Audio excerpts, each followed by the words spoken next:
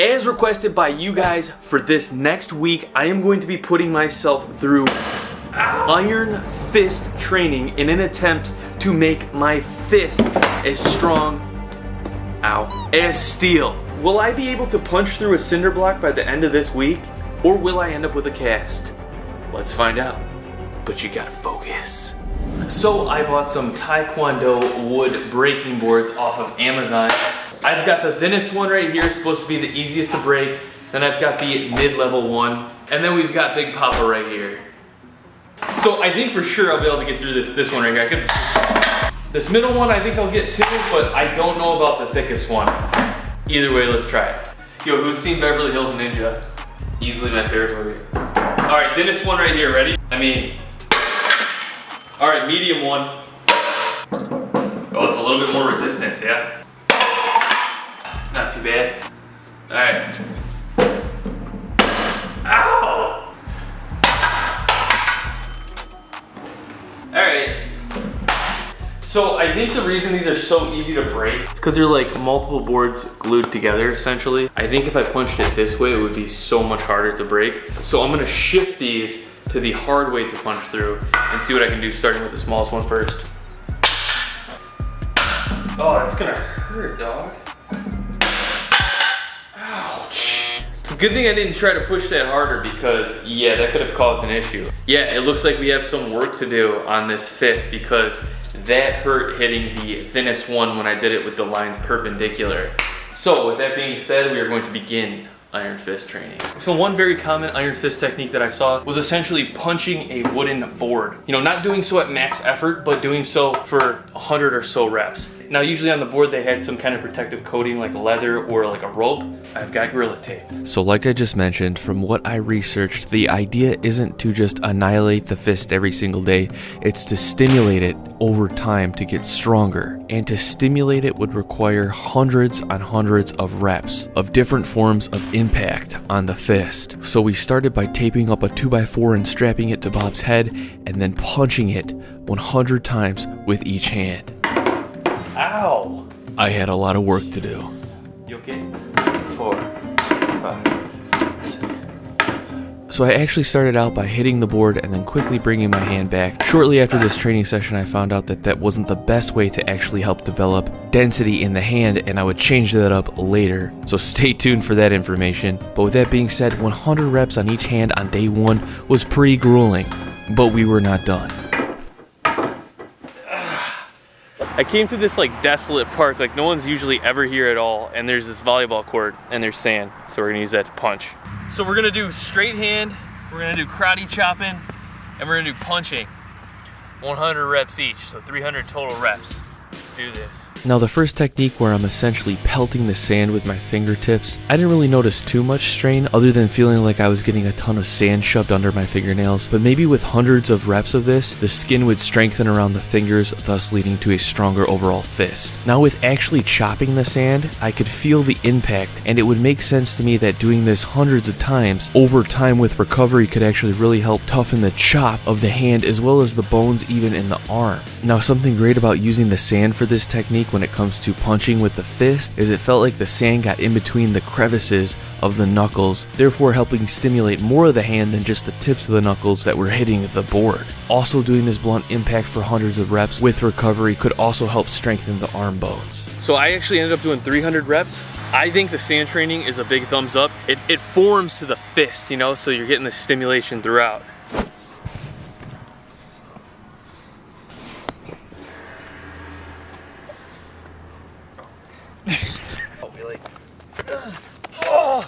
Oh shoot, guys.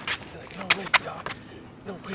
Alright, what's up guys? So the fists are feeling a little bit tender today, to be honest with you, but that doesn't mean we're not gonna still continue training. I've got this idea. What I'm gonna do is I've essentially got one of these break boards right here, and now I'm gonna actually tape 2 napkins to it, so it kind of creates this more like even blow when we strike it each and every time. And I'm gonna coat the thing with Gorilla Tape. And Gorilla Tape, you know, kind of feels like a leather essentially, and I've seen a lot of iron fist training being practiced like on a leather surface, so I'm gonna try to mimic that leather surface. So we'll see how it feels. Yo bro. Hey. We're gonna be iron fist training today. Alright, that's fine. Sounds good. that feels pretty right. Dude, nice and easy, don't break it, don't break it. Oh.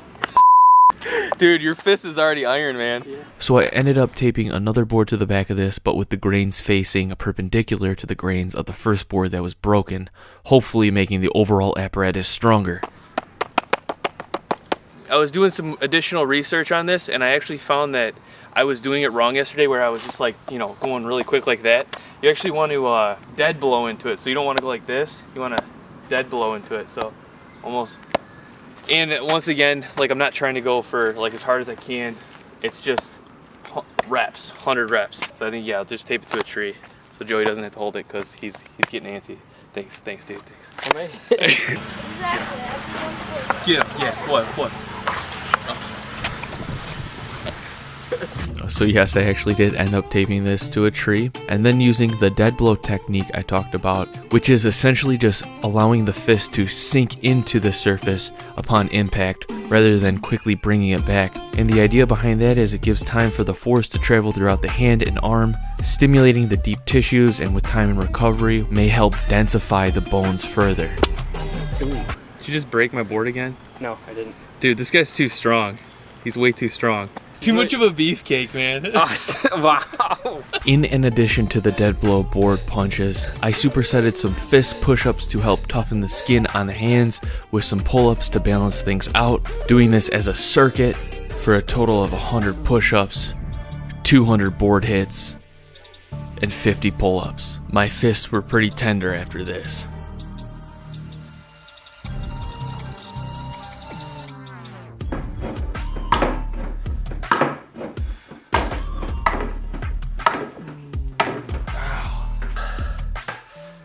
I feel like my knuckles are gonna be sore.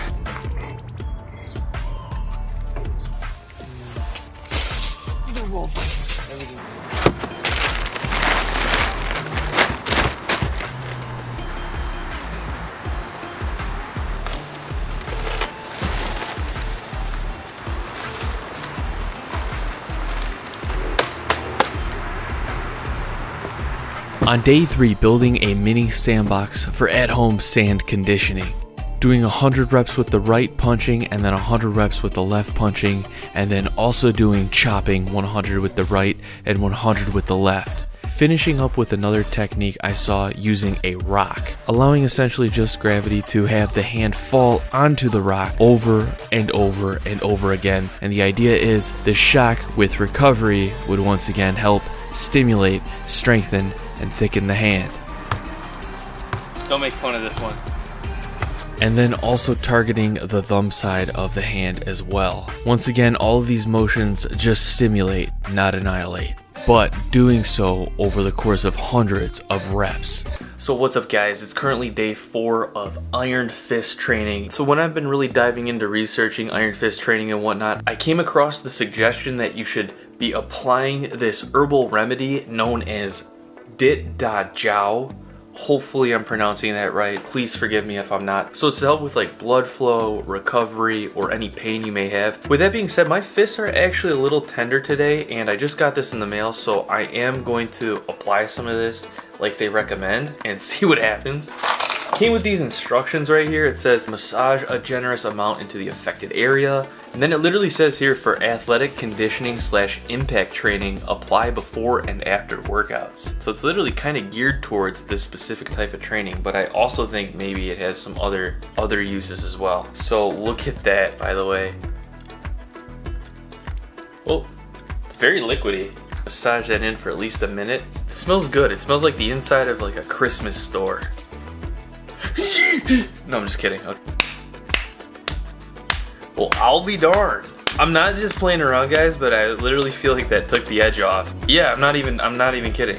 Interesting. So it really did seem like the Dit Da Jiao helped alleviate that slight knuckle soreness that we accumulated over the last 3 days, and we were able to start this day's Iron Fist training session by hitting the solid 2x4 on Bob for 100 reps each hand before moving to the padded board for another 200 reps for each hand. And maybe because of the herbal remedy, and or maybe because my fists were additionally getting stronger, but I started to notice I was beginning to be able to hit the board even harder this training session. Alright, so they are getting a little tender now, not gonna lie. Also starting to break a sweat. It's supposed to be a rest day, but we're iron fist training. I think we're gonna make it 7 days in a row, so this is gonna be awesome. Alright, let's recover up, let's get some good nutrition in. I'm gonna apply some of that ointment, and I'll see you guys tomorrow. On day 5, applying the ointment before training sessions, and then beginning to work on my breath upon each and every punch with a quick exhale. And also, as cheesy as this is going to sound, I started to try to visualize my energy flowing through the target, or the padded board that was taped to Bob. And as it appeared, my punches were beginning to get a lot harder, and the pain of punching this board was less severe. Additionally, on day 5 and 6, I added in 4 sets of 25 reps of fisted push-ups on the cement this time, along with sand punches and chops, as well as rock slaps. I really felt like I was able to handle more blunt impact. I felt like the skin on my knuckles was beginning to get tougher, as well as my hands were beginning to withstand more and more force these 2 days. With my hands continuing to feel stronger day by day, all of the training was still adding up, and my knuckles were getting pretty tender. So on day 7, we decided to change it up with a technique that involves filling up a sackcloth with ideally some gravel, but all I could find were these slightly larger rocks, and then hitting the sack filled with gravel with not too much force, but enough to stimulate for hundreds of reps, varying between punches, chops, and these weird looking swings to stimulate the thumb side of the hand. It's more of like a sharp pain because obviously the rocks are like different shapes. Some of them are jagged, some of them are smooth, but they take like different bumps, and it's unpredictable, you know. Every time it's like in a new area. Just letting gravity do the works. I'm breathing through it, so I'm breathing into it, like imagining that energy going from my breath to the hand, and focusing on just being strong and being like a rock. Been out here for probably like 30 minutes so far. So yeah, this session's gonna be long, but it's not really forceful, it's just constant. Man, my hands are, they're kind of tingling now. After this, we're gonna take at least 48 hours off before we come back in and, well, give you guys the final results. Maybe I'll punch through some boards or something. And that we did, finishing up with 1,000 total repetitions on the bag of rocks, varying between the different hand placements. Would all of this training lead me to having stronger fists than ever, having iron fists? Let's find out with the results. Shall we run through it again, or? All right, so I'm like out of the smallest one, medium. Woo! Unscathed.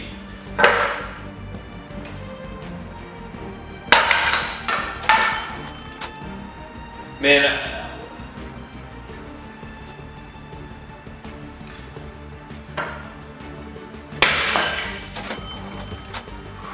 you can see these brake boards aren't really intended to break that way. They're intended to break this way nice and easily, but when I put it against the grain, like, kind of blew up.